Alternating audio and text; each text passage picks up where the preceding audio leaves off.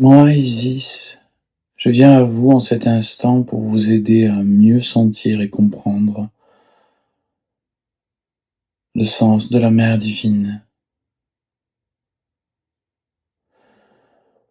Lors de votre chemin en exil dans le monde, vous avez accumulé des idées sur le monde, mais aussi des expériences plus ou moins intéressantes.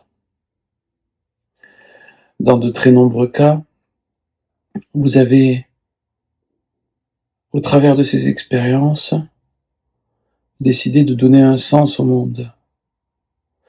Et une part de la spiritualité que vous vivez est basée sur des impressions astrales.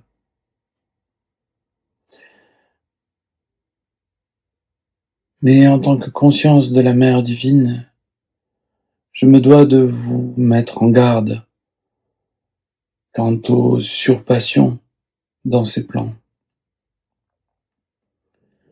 Ce que vous voyez vraiment, c'est ce que vous projetez de vous-même dans des idées.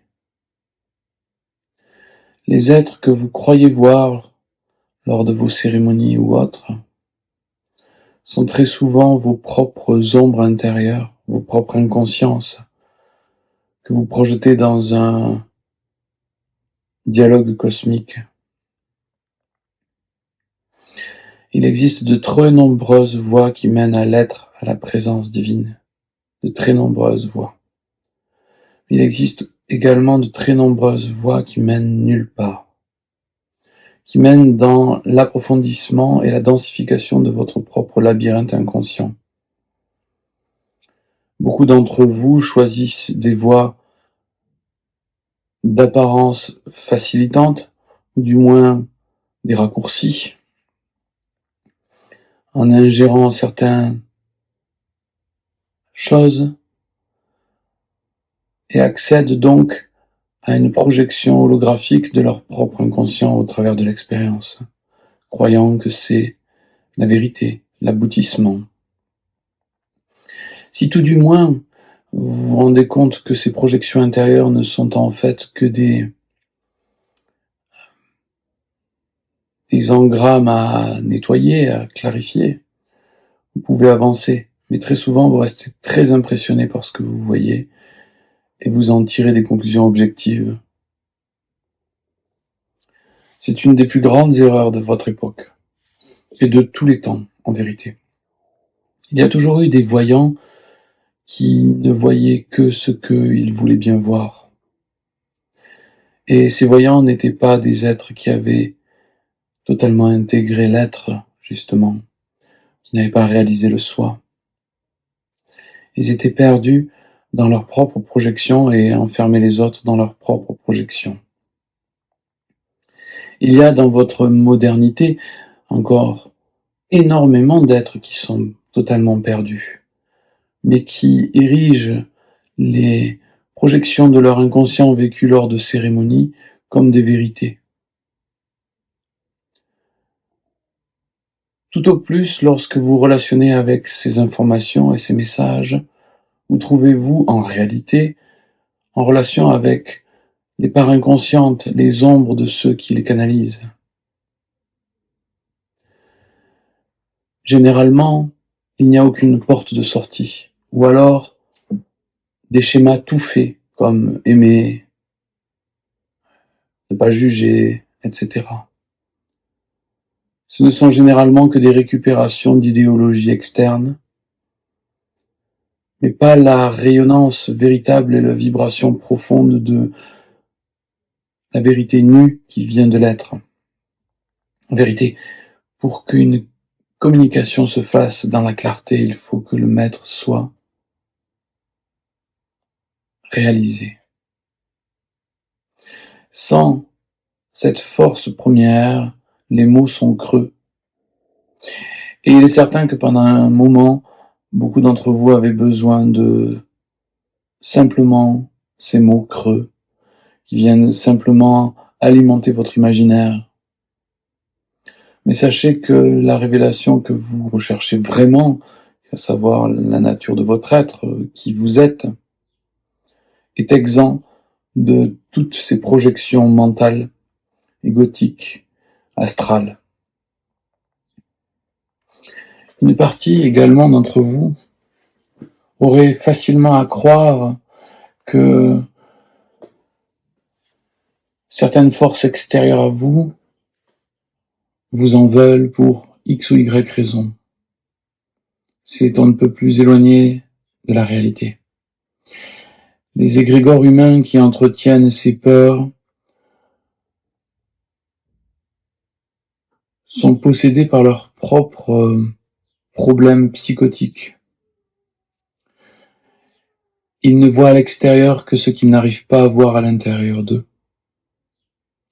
Et ces luttes contre les forces externes sont en réalité des délais quant à la rencontre future avec leur propre obscurité, c'est-à-dire leur inconscience.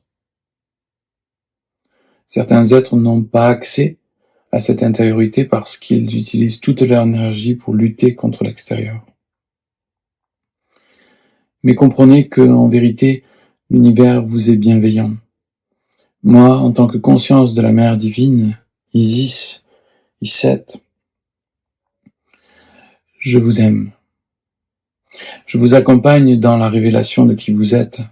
Je ne vous laisse pas tomber si facilement dans l'illusion de la séparation.